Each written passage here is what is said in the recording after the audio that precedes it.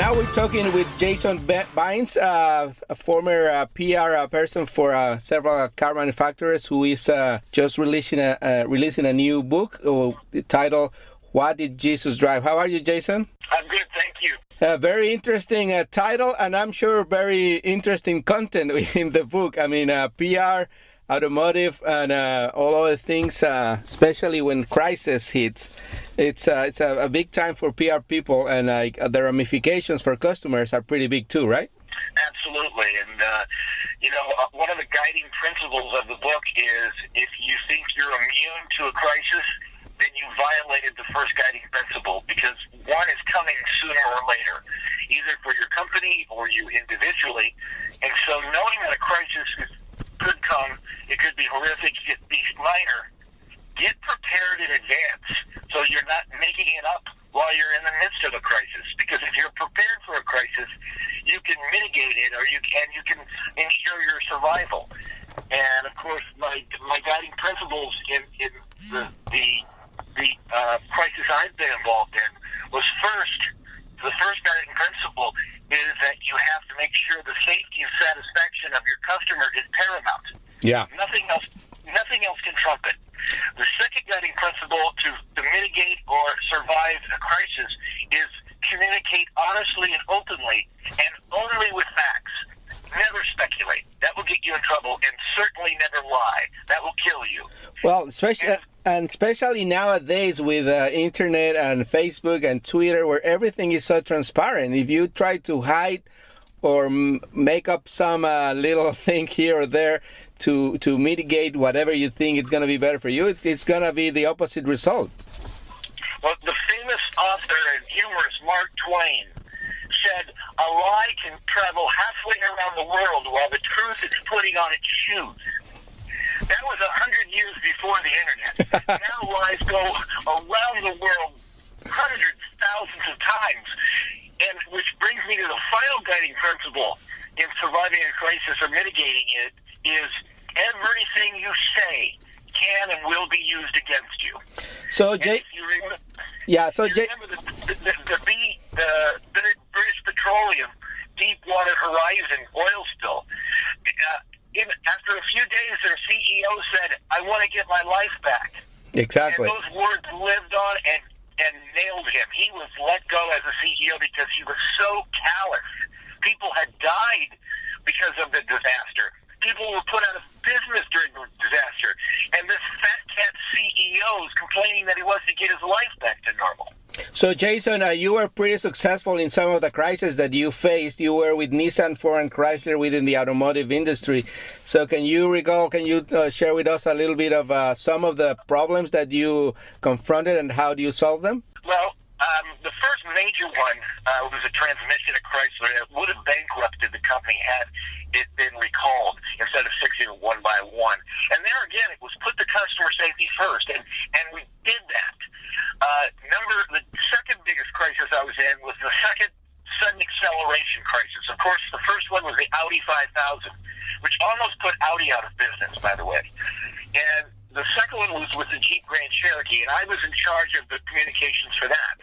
And once again, we had to prove, first of all, what was happening. And what was happening, it was hard to say because we were blaming our customers because they were putting their foot on the wrong pedal. Usually a valet or a car wash jockey or someone not familiar with the vehicle.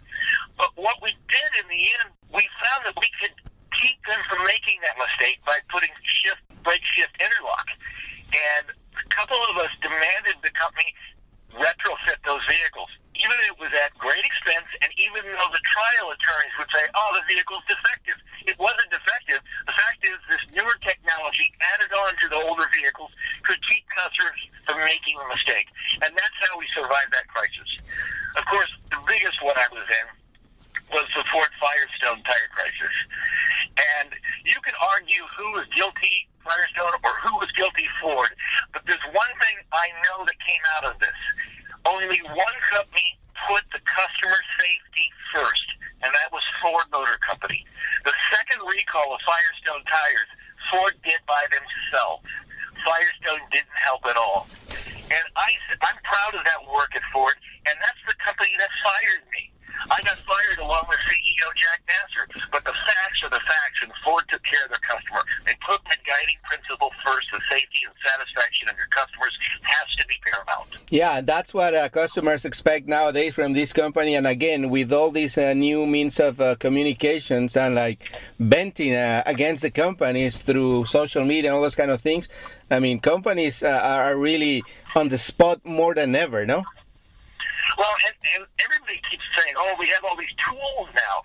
We have Twitter and we have Facebook and all these avenues to communicate. Yes, that's true, but those are only vessels to use. You still have to have the character. You still have to have the guiding principle, the morals of your company that says, no matter what way I communicate, this is what I'm going to communicate. Yeah. And that's the key that sometimes gets lost in this high-tech world. So, Jason, your book just is coming out, right? But you touch a little bit on the current crisis that GM is having with all the recalls and all of those kind of things. Is that true? Is that you include some of that in your book? Yes, that's actually the epilogue of the book. It's titled "Government Motors on Fire," and I was a consultant to the head of PR at GM during the fake Chevy Volt fire crisis. And I say fake because there was nothing wrong with that vehicle.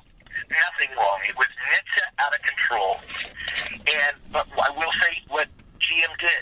They put the safety and satisfaction of their Volt customers first. They offered to give free loaners. They offered to buy the vehicle back. Very few Volt people took them up on that offer because they were so loyal and they appreciated the way GM handled it. That's why I am absolutely amazed and flabbergasted about this ignition switch. Apparently, they didn't put the customer first. Yeah. And as it looks on its face, they fixed a problem but did nothing for vehicles going forward, but did nothing for hundreds of thousands, even millions of vehicles that had a defect on it, and it resulted in deaths. And I've heard GM spokespeople say, oh, this is mostly behind us. No, it's not. Yeah. I don't believe they're halfway through this crisis because the plaintiffs' attorneys are going after them, and 45 of the 50 attorney generals in this country are investigating them.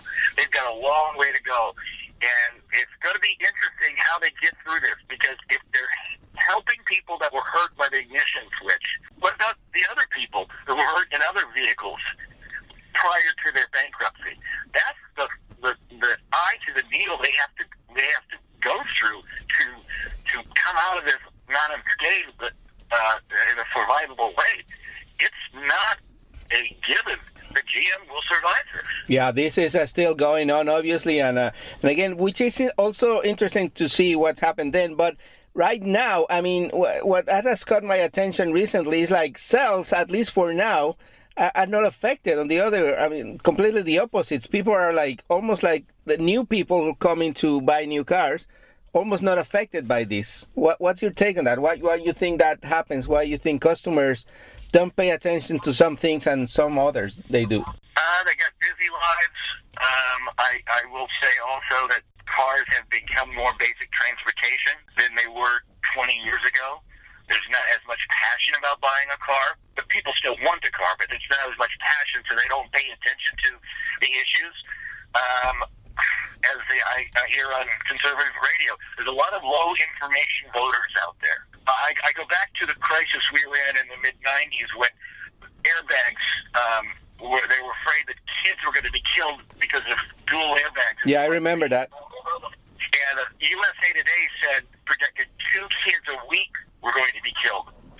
Well, we put out, and I'm very proud of this, it was a program that went into every private and public elementary school in the country. It was called The Back is Where It's At. And we used Bill Nye, the science guide, and we made this video trying to convince kids that it was cool to sit in the back seat. We got incredible coverage.